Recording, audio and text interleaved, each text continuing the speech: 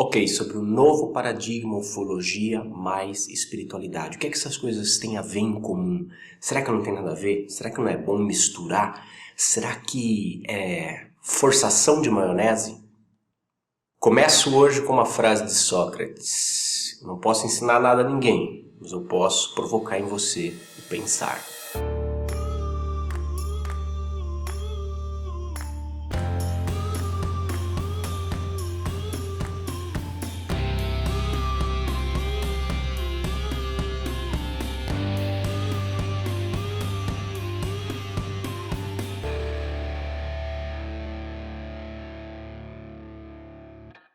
Quando a ufologia esbarra na espiritualidade, isso começou a acontecer muito mais neste século, vamos dizer, da história recente, de alguma forma isso causa um certo desconforto. Tem gente que é contra, tem gente que é a favor, tem gente que acha que é viagem na maionese, tem gente que acha que é isso mesmo, esse é o caminho, tem gente que considera impossível seguir no estudo da ufologia sem que a partir de algum momento você comece a incorporar os conhecimentos de espiritualidade. Até porque a ufologia científica, por assim dizer, ou seja, aquela que trabalha a partir de fenômeno e trabalha a partir de evidências, ela chega num ponto em que ela acaba se sentindo um pouco limitada, ao passo que a espiritualidade pode oferecer uma visão um pouco mais ampla para alguns assuntos, mas ainda assim há que se tomar um certo cuidado com essa visão mais ampla, para que também não vire viagem na maionese. O fato é que tem muita gente que vai dizer, não é bom misturar, bababá, isso aí é uma coisa é religião, outra coisa é esse negócio de disco voador. Não tem nada a ver uma coisa com a outra do que você está falando, cara. Está completamente fora, né? Primeiro que nós não estamos falando de religião, segundo que nós não estamos só falando de disco voador. Nós estamos falando de espiritualidade, que é diferente, nós estamos falando de ufologia, que é diferente de disco voador. A grande novidade, ou talvez o grande fator aqui, né? O grande X dessa equação, é que você, quando fala de ufologia mais espiritualidade, você está unindo duas agendas extremamente poderosas e extremamente incômodas às estruturas de poder. Vou repetir, quando você fala de ufologia mais espiritualidade, você está unindo duas agendas potencialmente perigosas que representam uma ameaça às estruturas de poder. Se por um lado, você tem, por exemplo, governos que não reconhecem ou que não assumem ou que não vêm a público para falar de ufologia por uma questão muito simples. Você assumir diante da tua população que você está sendo visitado por naves, que você não sabe de onde vem, não sabe para onde vai, não sabe como vem, não sabe como vai, também não sabe qual é a intenção, é assinar o atestado de incompetência. Mais do que isso, a coisa fica muito mais complicada. Nós levamos um baita de um tempo para chegar à Lua e sequer conseguimos pisar em Marte. Só estamos mandando robô para Marte, sonda para todo canto, mas a gente não consegue viajar no espaço. Esse é o fato. Nós não conseguimos porque nós somos ineficientes energeticamente, né? Nós queremos queimar combustível ainda para ir para o espaço e não... Querido, não rola. Então, como é que você se justifica para a tua população que tem automóveis que fazem aí 10 km com litro de gasolina, 15 km com litro de gasolina, que uma civilização veio, por exemplo, de Alfa de Centauro até a Terra? E veio em questão de minutos. Como é que você justifica isso? Como é que você justifica que essa história de gasolina não é exatamente isso, esse combustível fóssil não é exatamente assim como você prega e sustenta ainda hoje? É complicado. Como é que você se justifica para a sua população para dizer, olha, todo imposto que você paga para que a gente defenda você de alguma coisa, na verdade é inútil? Porque nós não temos como defender vocês de nada. Se esses caras quisessem, eles poderiam acabar com a nossa raça de uma vez só. Claro que não vão acabar, mas percebe? Você assina, quando você entra na questão ufológica, falando de Estado, você assina um atestado de incompetência. E isso é muito ruim para o gestor do Estado, isso é muito ruim para o cara, para o estadista. Aí a gente tem que puxar um pouco Maquiavel, né, em O Príncipe, onde todos os meios são justificáveis se você atinge o fim, que é conservar o Estado, que é conservar a estrutura definida de poder, porque essa estrutura definida de poder ela vai se perpetuar a despeito das vidas que são passageiras. Então, o Maquiavel, quando ele diz que o fim justifica os meios, ele está dizendo isso, para a conservação de estruturas de poder como Estado. E a partir daí você percebe que a ufologia incomoda profundamente essa máquina de Estado, essa máquina de segurança pública, essa máquina militar. Por outro lado, você tem espiritualidade que incomoda outra estrutura de poder, que é a religiosidade. Não confunda espiritualidade com religiosidade. Eu costumo dizer o seguinte: religiosidade tem a ver com CNPJs e espiritualidade tem a ver com seres humanos. É muito diferente. A religiosidade, assim como o Estado, é uma estrutura de poder, e assim como o Estado usa os princípios de Maquiavel para se autodefender. Então, os fins justificam os meios também nas estruturas religiosas. Não há estrutura religiosa santa, ao contrário, há corrosão, há corrupção, há o fim justificando o meio, entre aspas, porque o fim não justifica meio nenhum. Se o meio está corrompido, o fim está corrompido, ponto final. Isso é uma questão do ponto de vista ético.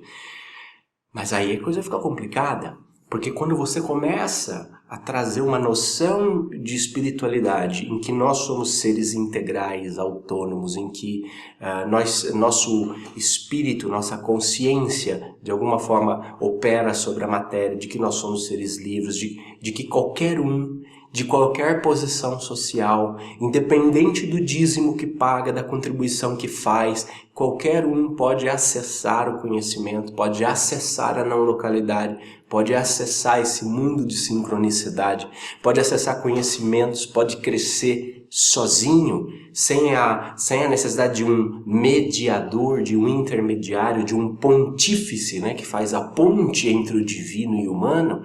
Você começa a distribuir fogo para as pessoas. E isso coloca em xeque uma outra estrutura extremamente poderosa, que é a religião. Logo, esses dois temas são extremamente importantes, porque são temas que trazem novas perspectivas, gente. E novas perspectivas, invariavelmente, elas provocam em nós um processo de expansão de consciência. Pô, mas vai ficar falando de ET, espiritualidade, já não tá bicho grilo demais esse canal? Você já fala de espiritualidade, desse negócio de quântico, de acessar, agora você quer falar de ET também? Não é questão de querer falar, porque os assuntos são todos interconectados. E a partir do momento que uma dessas chaves de conhecimento abrem a sua cabecinha, você começa a ampliar horizontes para todos os lados.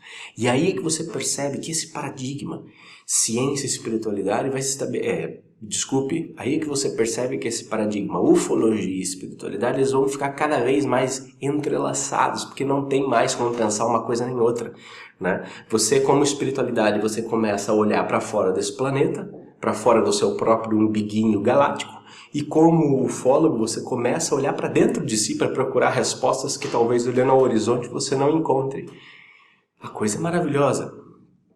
E tem um caso específico que eu gosto muito que eu acho que assim, justifica plenamente essa questão. Durante a produção do Data Limite, a gente pesquisou muita coisa, tal, e uma das coisas que o Chico meio que anteviu e disse que a partir do que a gente vencesse o prazo da Data Limite, haveria uma aceleração em vários processos tecnológicos, várias descobertas e tudo mais. Ele descreve uma coisa que eu falo muito nas minhas palestras, que é o desenvolvimento de aparelhos que facilitariam o contato com esferas desencarnadas. Aparelhos, ou seja, tecnologia. Eu brinco, né, que é como se fosse um celular vivo, só que para morto, né? Ou um TIM realmente sem fronteiras, para você dizer um oi para quem já foi. Bom, realmente é um novo mundo. Agora, para pensar, como sempre, aquela frase do Schrödinger é muito conveniente, muito bem-vinda. A questão não está tanto para ver o que ninguém viu, mas pensar o que ninguém pensou sobre aquilo que todo mundo vê. Essa informação já está circulando nos meios espiritualistas, pelo menos desde 2011, que foi quando Geraldo Lemos e a Marlene Nobre lançaram o Não Será em 2012. Essa informação está lá, aliás, um pouco antes, quando saiu na Folha Espírita. Então, essa informação já está no meio. A questão é pensar o que ninguém pensou sobre aquilo que todo mundo vê. Ou, em outras palavras, aquilo que Jesus dizia, quem tem olhos para ver, que veja. Tem gente que não tem olhos para ver, tem épocas que não tem olhos para ver, tem locais, grupos que não têm olhos para ver. Então não é que não vai ver, não vai ver porque não consegue, porque não alcança ainda.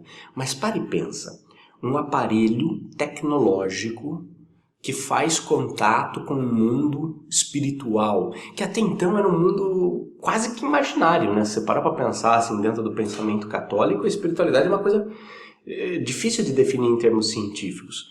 E com Kardec, essa espiritualidade foi ganhando alguma tangibilidade, algum aspecto mais científico.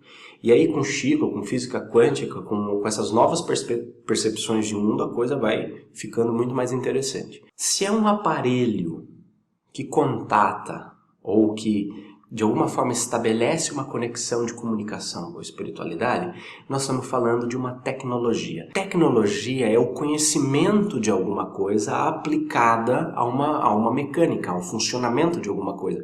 Mas tecnologia parte do conhecimento. Então, se a gente entender que a partir de agora a gente começa a ampliar o nosso autoconhecimento, o funcionamento do nosso corpo, o funcionamento da nossa mente e o funcionamento do nosso espírito, por que não? A gente começa a entender que tudo são faixas vibratórias ou espectros de vibração. Então basta a gente encontrar esse espectro. Das ondas de rádio até as ondas ultravioleta, quer dizer, você tem vários espectros de variação, a luz aqui no meio, você tem raios gama, bababá. Quer dizer, provavelmente você tem nesse espectro N outros espectros que a gente não consegue ver. A gente não consegue enxergar raios ultravioleta. A gente não consegue ver ondas de rádio, mas nem por isso elas não existem.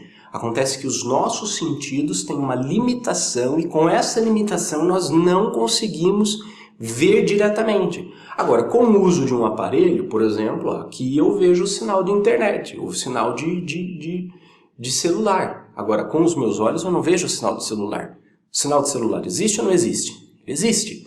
Porque com o aparelho certo, ou seja, com a tecnologia certa, mais ainda, com o conhecimento que temos sobre as ondas aplicadas aqui a esse aparelho tecnológico, eu consigo ver o sinal de celular, eu consigo fazer uso do sinal de celular. Gente, se é uma questão tecnológica, entender em qual faixa desse espectro vibracional a espiritualidade atua, isso é sensacional, maravilhoso, já daria mais 20 vídeos aqui só de reflexão sobre isso. Mas, pensa o seguinte, nós sabemos que nós estamos sendo visitados, tem evidências na internet, dá um Google, tá? Dá um Google, se você é desses que, não sei esse negócio de ET aí, não. Dê um Google, meu amigo, começa a procurar, porque quem procura acha. Quem procura, acha. Esses caras estão nos visitando, estão vindo de outras partes do cosmos, de outras dimensões, seja lá o que, seja lá o que for, outras dimensões, outra parte do cosmos, outro planeta. Fato é, estamos sendo visitados por civilizações que não são daqui. Se esses caras têm tecnologia para de alguma forma ou cruzar o universo e chegar aqui, ou furar o universo, né, através de um buraco de minhoca e chegar aqui, ou furar as dimensões, ultrapassar os limites das dimensões para chegar até aqui, será que eles já não teriam domínio sobre esta tecnologia, sobre este conhecimento que vai nos permitir desenvolver aparelhos que facilitarão o contato com esferas desencarnadas, como o Chico disse? E, se eles possuem já essa tecnologia, o que me parece óbvio, que diferença eles fazem entre uma consciência que está encarnada e uma consciência que está desencarnada? Que diferença eles fazem entre a cooperação de um mundo de pessoas que são de matéria densa, que estão na matéria densa como nós, ou de um mundo de pessoas que estão em matérias mais sutis como o mundo espiritual? Que diferença eles fazem? Que diferença eles fazem? Eu diria até para você o seguinte, que se eu tivesse que gerenciar um projeto para de alguma forma dar uma forcinha para algum planeta aí, de algum sistema solar que tivesse meio que encrencado, se eu tivesse que montar um projeto e reunir umas pessoas para ajudar esses planetas, eu diria para vocês que muito provavelmente, sendo detentor dessa tecnologia, eu recrutaria muito mais pessoas que estão fora da matéria do que pessoas que estão dentro da matéria, ainda que o objetivo final seja ajudar as pessoas que estão na matéria. Simplesmente pela eficiência na difusão da informação, pela velocidade, pelo nível de comprometimento moral e ético. Então, se nós temos... Uau! Isso é demais. Porque de alguma forma, você começa a perceber por que há um surto de mediunidade acontecendo em diversos pontos do Brasil e do mundo, onde as pessoas dizem que sentem presenças meio que espirituais, mas que não são exatamente de humanos da Terra. Isso começa a explicar muitas outras coisas. E ao mesmo tempo, começa a nos deixar com uma série de outras questões. O fato é que nós estamos entrando numa nova era da humanidade, uma nova era vibracional, onde os seres humanos de todos os cantos começam a aspirar realizações muito maiores, muito mais complexas e muito mais saudáveis do que aquelas que eles aspiraram até o momento.